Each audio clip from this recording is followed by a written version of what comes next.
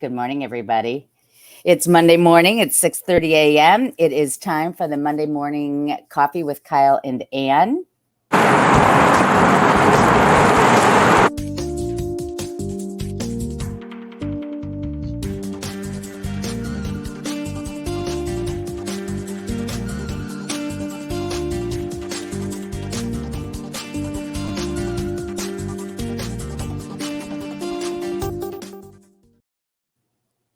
Good morning. Good morning. How are you this morning? I am great. How are you? I'm well. It was the most perfect weekend of weather we've had in a long time. I got to play tennis. It was fantastic. Yeah, outside. Ooh-hoo. I had buyers both days, and you know what? Properties are always prettier in warm sunshine, and outdoor spaces are always more glorious in warm sunshine. So it was a good showing day. I was wondering if we had if open houses were well attended. In the area that I was in, everyone was out on their bike, running around doing outdoor things. So I sort of wonder if people attended a lot of open houses this week. I only have one anecdotal piece of information to that question. And we went to one showing, and it was occurring during an open house. And I kind of glibly said to the listing agent, "Oh, I bet you're pretty quiet today." And he had said he'd already had 3 people through, and it was only 12:15 on an 11 to 1. So maybe people were out looking. Excellent. Well, yeah. Good. So everybody, today we are going to do 3 things. We're going to talk first about the market and what's going on in the market. And then we're going to go, as promised, to open houses. And we've been talking about how to find your dream home. We talked about how to use online searches, and then we talked about search alerts. Now we're going to talk about open houses as a tool for finding your dream home. Then after we talk about that, we're going to talk about some listings that are on the market that are noteworthy. So with that, Kyle, I'm going to turn it over to you to talk about. Excellent. I've got today's stats. Hold on. Share screen. Application window.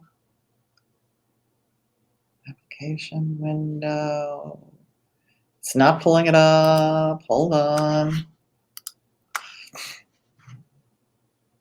All right. Well, then maybe it's this one.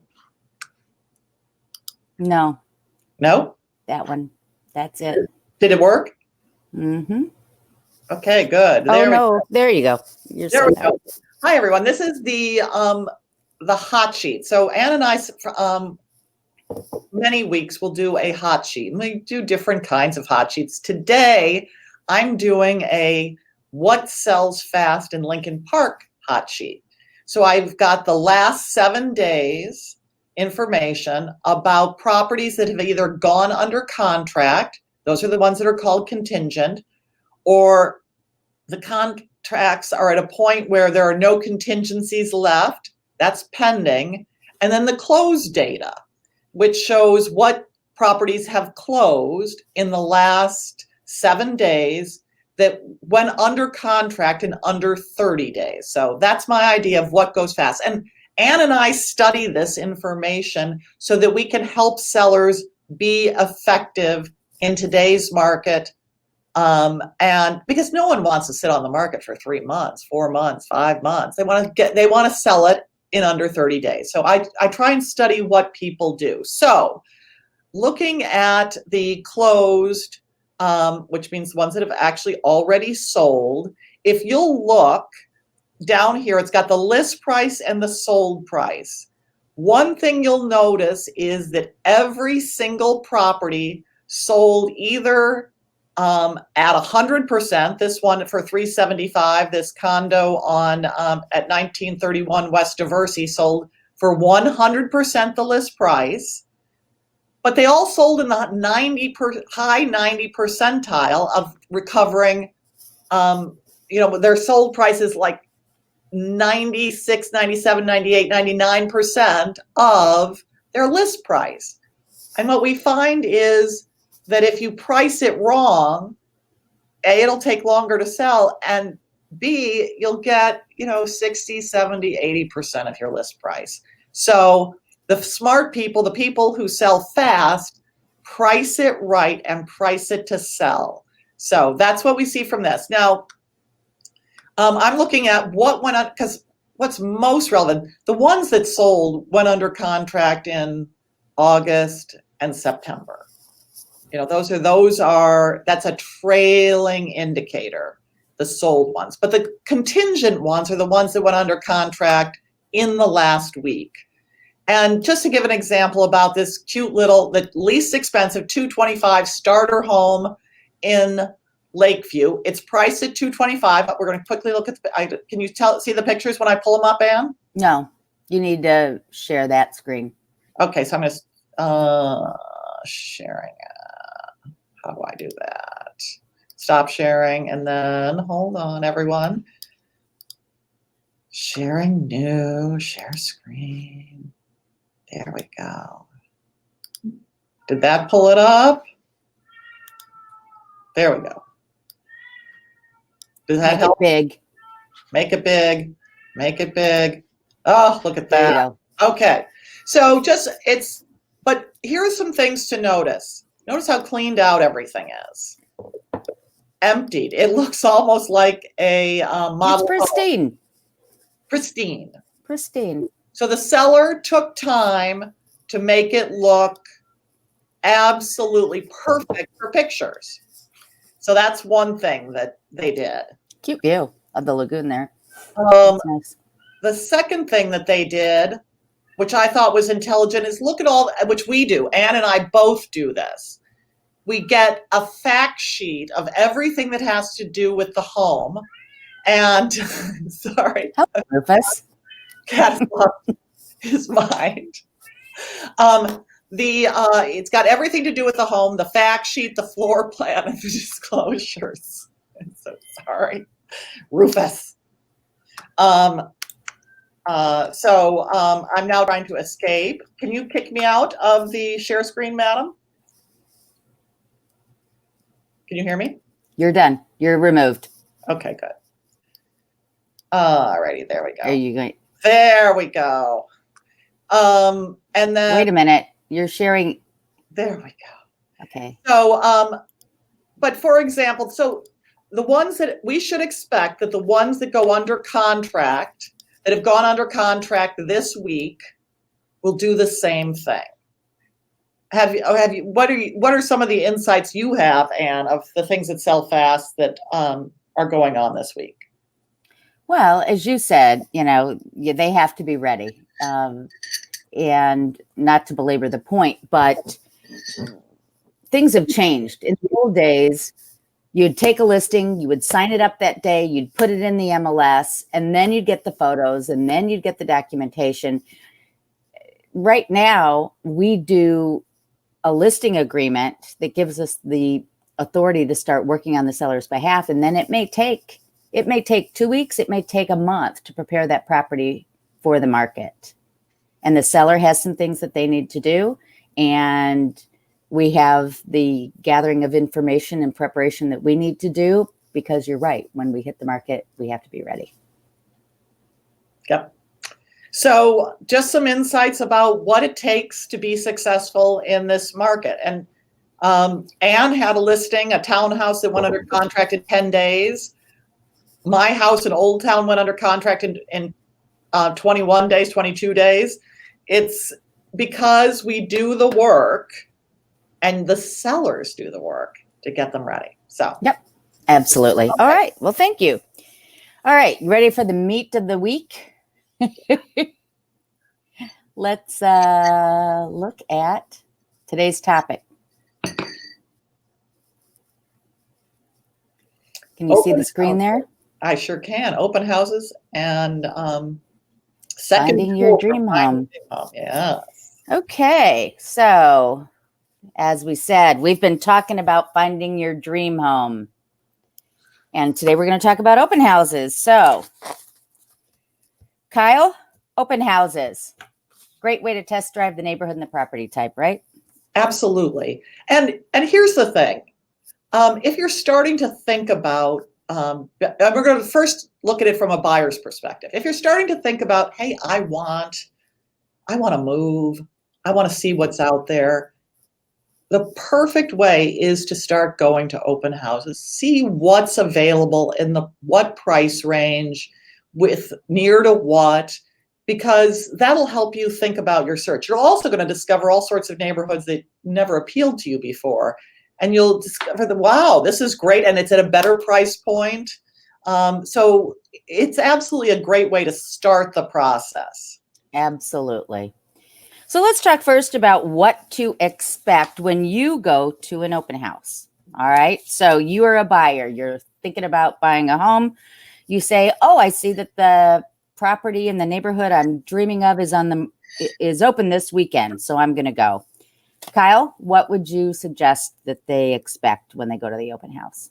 Well, first of all, an open house will possibly, not always, but possibly be hosted by a broker who is not the broker for that particular listing. And sometimes they don't have all the information on that one, but the person who's hosting the open house is often doing so that they can become your broker when you search either for this house or another property. Right. So just have that as a little piece of information in your mind. You don't have to use them. You don't have to do any, They're the host. They're the host. Think of them as your host, right? Or hostess. Now you're going to be asked to sign in. Yeah, expect them to ask you to sign in, and please do sign in. In this time right now, especially with the pandemic going on, actually knowing who's going in and out of houses is it makes the broker feel better. It makes the seller feel better. You can make it clear you don't want them to contact you, but do them the courtesy of signing in with your contact details. Absolutely. And both Kyle and I tell our clients, go ahead and say right from the get-go that you're working with us. And that's not going to offend them. It'll take some pressure off. They won't be trying to sell you and make you their client. Just use our names. If you don't have a real estate agent that's representing you at the time, just say to them, I'm looking right now. I prefer not to be contacted, and leave it at that. And don't be embarrassed, because you know what? We know that there are people coming through who are just in the information gathering stage of the home buying process. And so don't feel like you don't belong because you're not ready to buy tomorrow. That's why we like to have you there, is to help you learn. So, just be right up front and say, you know what, I'm just in the beginning stages and I have a few questions or whatever. So absolutely. One of the things though, to little bit worry about is if the listing broker is there and you don't say you're working with another broker, they may assume that they're going to represent you in a dual agency situation on the sale of that house. And that is very rarely to your benefit, to have the broker for the seller represent you in the transaction that you're buying. It's very tricky. I personally we call this dual agency. I don't do it at all, because I would rather represent one, either the buyer or the seller, and I'd rather be clear about who I'm representing. And what are your thoughts on this? No, yeah, as we said before, they're going to try to, get you to work with them. That's what newer agents do. But again, your goal is to learn about the property, not to interview agents. So anyway. Another thing to expect is to be very respectful of the property. Expect to remove your shoes or wear booties. You'll expect to be not allowed in if you're not wearing a mask. You might want to bring gloves, or the person might provide them. It's all got to do with especially if the property's inhabited. It's the seller's comfort zone. So sometimes they feel better if people are just very careful about when they come in and keeping the place clean. So right. So let's talk about how to make the most of your time when you're at the open house. First thing, ask questions. Ask questions about the property, ask questions about the neighborhood, ask questions about the property type. You can even ask questions about how did they come to this list price? You know, a good agent at an open house is going to be able to say, well, a property just like this one sold 2 doors down, blah, blah, blah. Okay. And that's part of your educational process. Maybe you have a question about, the townhouse and the association and how does the homeowners association work? What's included in the assessments? What kind of reserves? What kind of owner occupancy? Tell me about flat roofs and their maintenance, all that kind of stuff. Use it to your advantage. And, some of the etiquette things that we'll say that are helpful. Saying positive things about the property does not hurt you in a negotiation, and it makes the seller feel better. So you do not need to show false negativity or poo-poo a property. Being positive, actually, if you decide you really like it, is helpful because it makes the agent and the seller want to work with you and want to continue to negotiate forward, not think, ooh, we've got a live one on the line. So don't worry about that. Now, all the time, think that you might be on camera. This is the age of the nanny cam, folks. And they should be disclosing if there's a nanny cam on, but sometimes they don't. So just, don't touch things that don't belong to you. Look, of course, ask if you can open particular doors if they're shut, but just treat the home with respect. And be prepared to leave when the open house is over, because the seller is probably planning to come back, and the agent may have another open house to do. So try not to come at the very end and expect to stay longer. That's just an etiquette thing. Right. And most of all, just enjoy your time going through the homes and finding your dream home. So let's talk about sellers and what open houses mean to them. One more thing. Can we go back? One more thing. If you're our client and you go to open houses, tell us what you like, because it'll tell us more about what you're looking for. So give us your feedback from your open houses. Right. I've got a bunch of buyers who do that, and it really helps us find the house that they want in the long run. So good point. There you go. Good point. Okay, sellers, tips for making the most of your open house. Yes. Well, signs are something I talk about with my sellers. Do you do that conversation, Kyle? Are you talking about an open house sign? Yeah. I don't talk to them about it. Tell me why you talk to them about having an open house sign. Well, because we live in a major urban market. And again, I hold an open house for people to come and look at it and potentially buy it. I don't do them trolling for buyers myself. Again, back to your point of dual agency. Yes. Right. Yeah. And my sellers, our average price point is probably in the 700 to $1 million range. And oftentimes we're holding open houses for $1.5 million or more. We don't want a bunch of looky-loos. So I'm not putting signs on every corner asking for John Doe to come into the open house. So I have the conversation with the seller. I'll put a discreet sign so that people who are made aware of the open house via the internet, who are seriously interested in learning about homes, to come through. But I don't want the guy that bought ice cream on the corner to be coming into the open house. Oh, which gets me to one other thing about open houses. And this should be, I'm backtracking to the etiquette of being a buyer at an open house. Please don't bring food and drink into open houses. And don't bring your dog. No. Don't bring, I have had them come in. And then you're put in a terrible position where it's like, do you bring the dog in? But that goes back to the signs too. People are walking their dogs and they go, oh, I see an open house sign. Let me go in and look, having no idea what the property is. They're a $300,000 buyer and this is a $1.5 million home, but they just want to look through with their dog. No, thank you. Yeah, fair point. Right. So anyway, back to so our number one job is to represent our sellers and to take care of the home. And so that's why I'm making that comment. So back to the sellers and open houses. Oh, wait, let's go back to the signs. Yeah. For the lower priced ones, absolutely.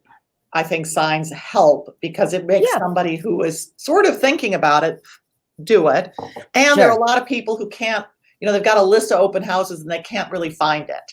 And you might pick up somebody who's looking at other open houses and go, oh, right, I'll go to this one too. But that's true. Go ahead. That's true. All right. So, sellers, when you're getting ready for your open house, you need to prepare for the open house like you're preparing for photography, like you're preparing for a showing, which means clean. You want to go through the list, Kyle? You had a good list you put together. Well, this is sort of this. It's hard. I feel bad that we have to say this. Clean the bathrooms and the kitchens. Yes. Empty the trash in every single room. There should be nothing in the garbage cans. Right. In the bathrooms, put the toilet seat down. Run the dishwasher right before the open house. There are two reasons for this. One, it won't smell like foods in the dishwasher. Exactly. And right. Believe it or not, the dishwasher makes sort of a nice clean smell in the kitchen. So, hey, that's a good one. Same for a load of laundry. Run a load of laundry. Make sure you dry it. There's nothing that smells nicer than clean laundry. Right. I often tell people to put away the stuff that's on the coffee table. My coffee table has a ton of magazines and books and things and this and that. Put it away.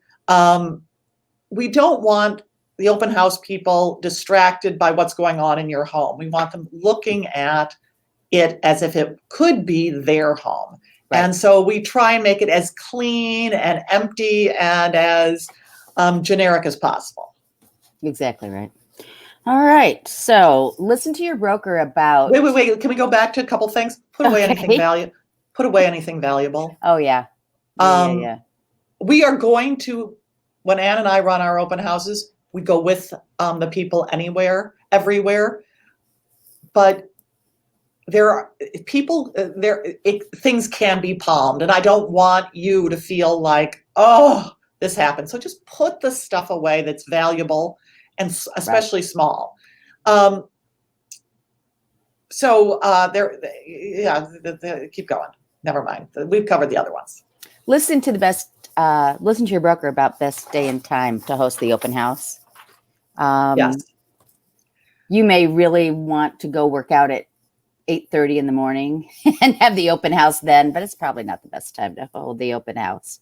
Yeah. When you do hold the open house, though, skedaddle. Yeah. Run errands, take the dog for a walk. If you have a garage, get the car out of the garage so people can see how big it is. Rufus, I'm sorry, you can't stay home for the showings. If you can, take the cat out, just to make sure nothing happens to a cat in the open house. Just put them in the cat carrier and drive to the park. Yeah. There you go. All right. And you expect that we will alert you as soon as the last person is out and we're closing up so that you can come home. So don't worry about that. Very good. All right. Anything else? One last thing for sellers that I didn't start with and I probably should have started with. Open houses are often the most effective tool in selling your home, especially the first several weeks on listing. The people often want their first view of your home to be in an open house so that they don't, there's some sort of reticence to setting a listing appointment, but they don't feel that way about an open house. So what I like to do when I list, and I'm going to be very interested in your view, is to go live with a listing on Thursday with we're open Saturday and Sunday from X to Y, come see it. That kind of energy for the first weekend of a listing. Absolutely right. And both of our marketing plans are planned out such that we create excitement. We do all the marketing around those first open houses. And they work for a couple of reasons. Number one, you're going to get your most showings in the first 2 weeks. So it behooves the seller to get them in that first open house between 11 and 1, for example. So they're not having a 9 a.m., a noon, and a 4 p.m. showing that day by interested people. Let them rearrange their schedule and put it into a 2-hour window for the seller. It's just helpful for them. The other thing is sellers don't anticipate, and I always have to set the expectation, is they don't, when they get a showing, they get all excited. Oh, is this our buyer? Well, it could be an educational showing. It could be a buyer that's not going to an open house that set up a showing because they're trying to learn the marketplace. Yeah. It's much easier to get more people in during open houses if they're educational than to clean your whole house up for somebody who's just learning the market.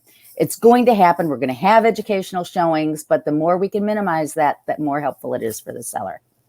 Absolutely. I completely agree. And it will get the people who were attracted by the pictures, but who decide, oh, I didn't really like it. And that always disappoints a seller. So getting those people to come to the open house, then we're not disappointing the seller. At least they've come, seen it, right, and they come through. Now, a lot of people say, well, if they're really interested, they'll come, they'll set an appointment. And I don't really need to do an open house. I am not allowed personally to go to bring my car to the service station and get a loaner, because I will then buy a new car. I'm just not allowed to. I've said to myself, no. And I can't tell you how many times somebody goes to an open house not intending to buy, just for information, and ends up buying that house. Right. So do it. It is helpful. It is worth it. Do it. Absolutely. Absolutely. All right. All righty. That was helpful. So if you have any, the other one last final point. If you're one of our clients and you want to be put on a search alert for open houses, just let us know and we will get you the open houses so that you can go. All right. We're going to change the topic now. I am going to share my screen with you and talk to you about, what did I do? Oh, I see you. You're fine. There we go.